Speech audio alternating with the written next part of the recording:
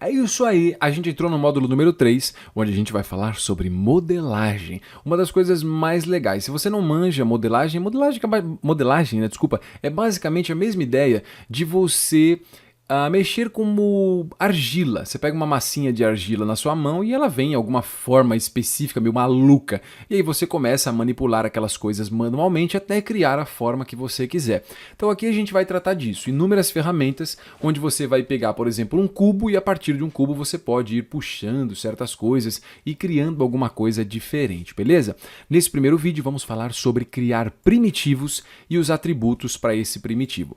Que são os primitivos, professor? Primitivos são os objetos mais básicos que o 3D, qualquer programa 3D, já deixa você trabalhar a partir deles.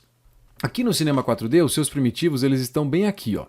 Você pode clicar, clique seguro em cima do cubo, vão aparecer inúmeras opções. Eu vou deixar esse painel suspenso, né, clicando aqui na barrinha de cima. Pronto, já tenho todos esses elementos que eu posso escolher. Se você quiser criar um cubo, é só clicar aqui ó, em Cube. Automaticamente você tem um cubo aqui e ele também já aparece para você no painel de Objects. E aí, as mesmas opções que você já sabe, né? Para movimentar, para rotacionar, para aumentar ou diminuir de tamanho. Você pode clicar também numa opção aqui nesse painel ó, de Sphere. E aí você tem uma bolinha. Ele cria uma bolinha para você. E aí você também tem outras opções. Não vou mostrar todas elas porque são muito básicas. A ideia é a mesma, né, para todas elas. Mas você tem o Cylinder, que é o seu cilindro. Todos eles têm as mesmas opções de movimentação, rotação e escala. Porém, eles têm, né, a opção de atributos. Se você seleciona o cubo, olha só, ele tem uns atributos específicos para ele ali. Ele tem a aba Basic, Chord, Object, Fong. O cilindro também, mas o cilindro tem essas opçõezinhas novas, Cap e Slice.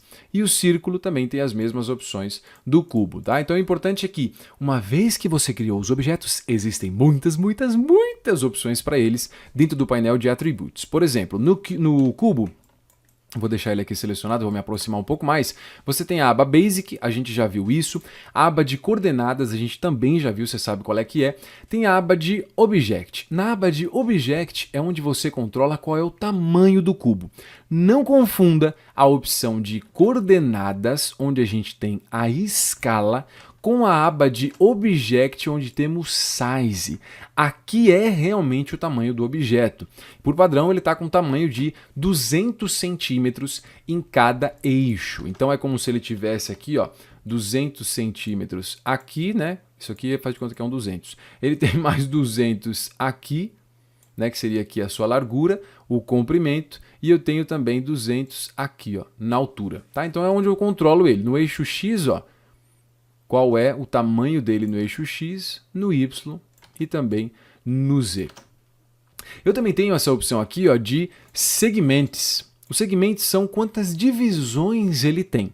Para conseguir enxergar os segmentos, você vai lá em cima na opção de Display, que a gente já viu, e vamos colocar o Gorad Shading Lines. Olha só que eu consigo perceber que existem várias linhas que formam o objeto. Então aqui na opção do cubo, se eu aumento os segmentos, ó, vou colocar mais em X, olha lá, ele começa a dividir o objeto. Tá? Então eu posso colocar quantos segmentos eu quiser para esse carinha. Aqui embaixo ainda ó, eu tenho as opções de Fillet. Se eu ativo o Fillet, o que ele faz? Ele cria essas bordas suavizadas no cubo.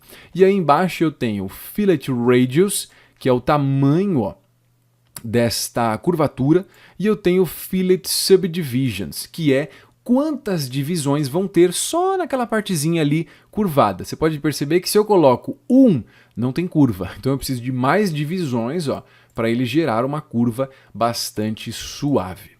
Nas opções de Sphere, que é a minha esfera, se você deixar ela selecionada e vai no painel, Basic, Chord, são sempre iguais, tá? Essas duas abinhas aqui de Basic e coordenadas são a mesma coisa.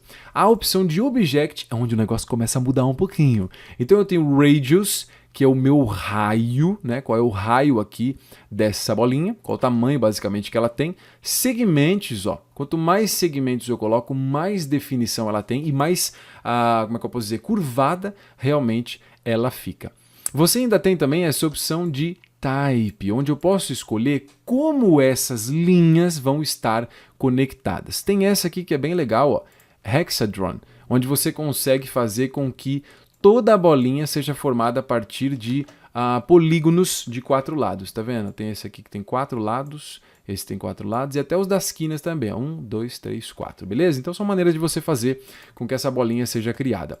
Você tem o cilindro também, ó, tem a opção de radius, que é o raio, né? Qual é o tamanho que ele tem aqui na sua largura. Você tem a opção de height, que é a altura dele.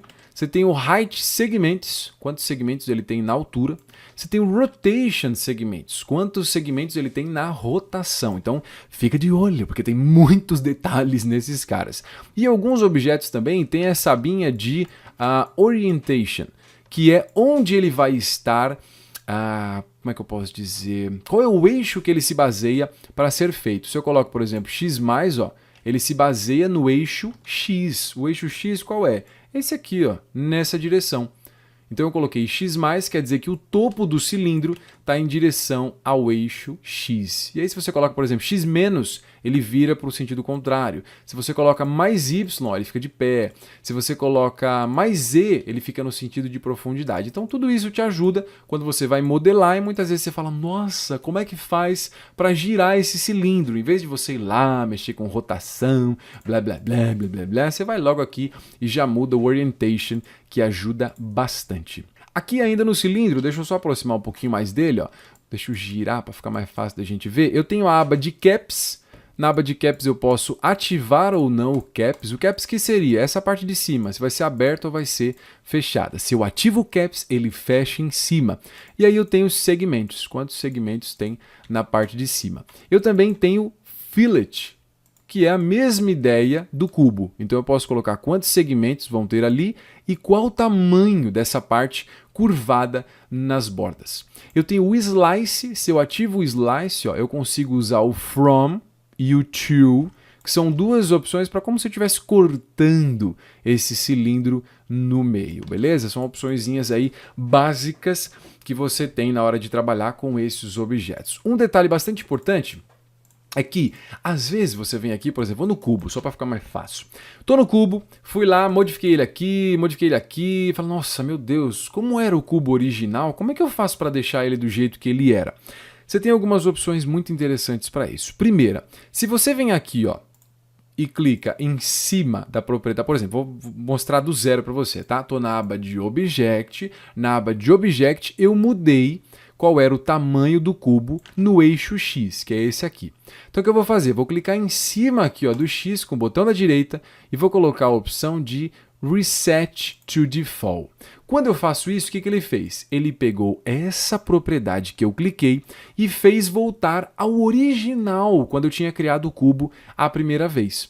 Você também pode colocar aqui, ó, clicar com o botão da direita e colocar a opção de Reset All. Quando você coloca Reset All, aí ele volta para todas as opções originais do cubo. Então, se você quiser uma única propriedade, clique em cima dela, coloca Reset to Default. Se você quiser todas, clique em cima com o botão da direita, Reset All. E aí você tem essas duas opções, beleza? Faz uns testes aí, brinca um pouquinho com esses outros objetos que a gente tem muitos deles aqui.